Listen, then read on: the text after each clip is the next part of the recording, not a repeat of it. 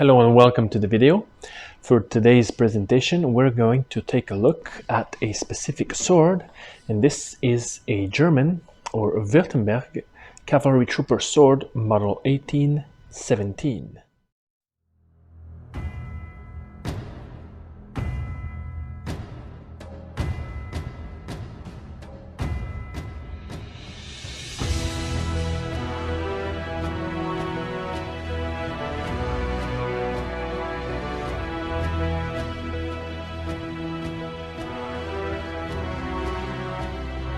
Wurttemberg was one of the many smaller German states during the Napoleonic Wars, where it was part of the Holy Roman Empire.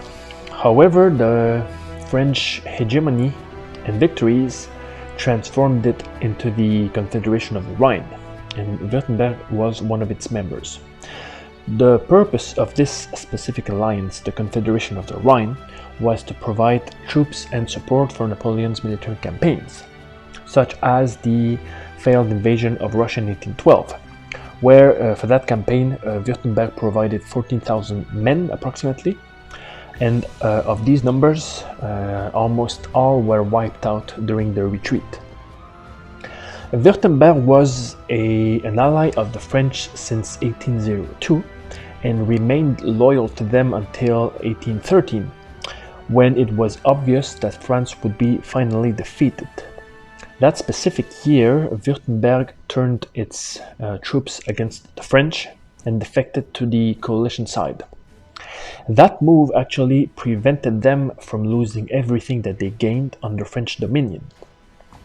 And it also meant that they could be free to focus on reforming their army, both in numbers and armament.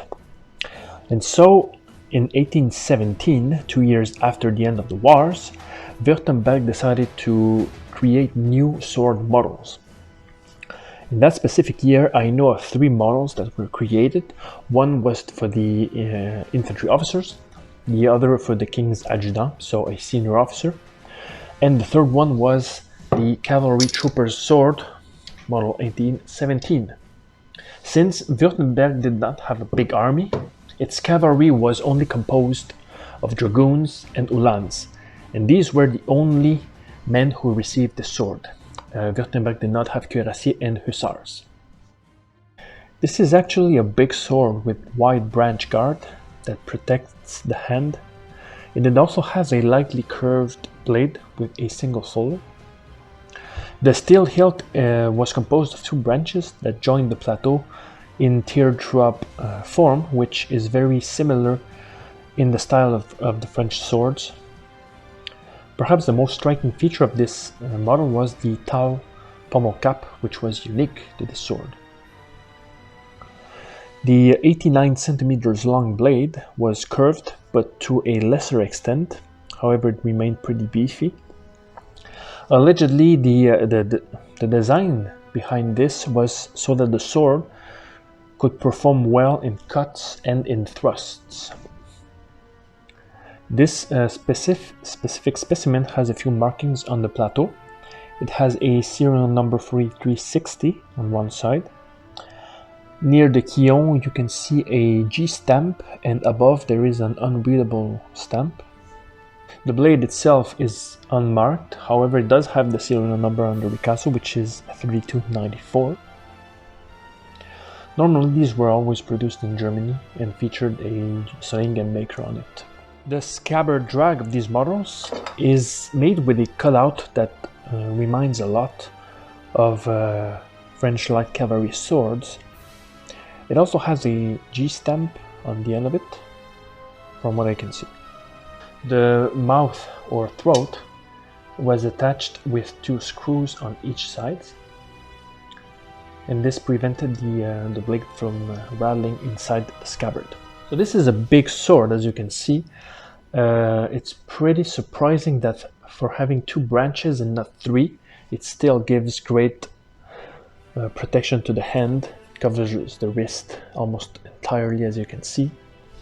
It really feels like a big heavy cavalry sword, and it's probably what it is, because the blade presence is pretty strong.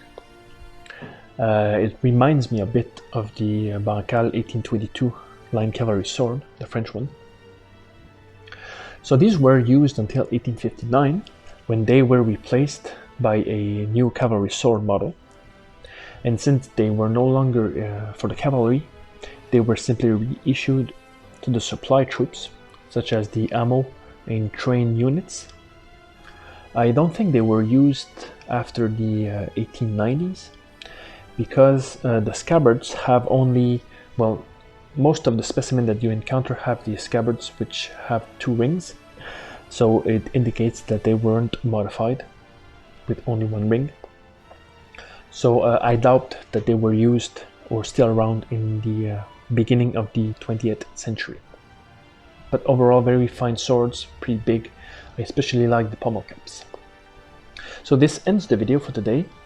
If you have any comments, drop a line below. Don't forget to hit the like button or the subscribe if you want to see more of these in the future and blah blah blah. I'll be seeing you on the next one, I hope, and it's going to be about a British sword this time. So until then, stay safe, and thanks for having watched the video.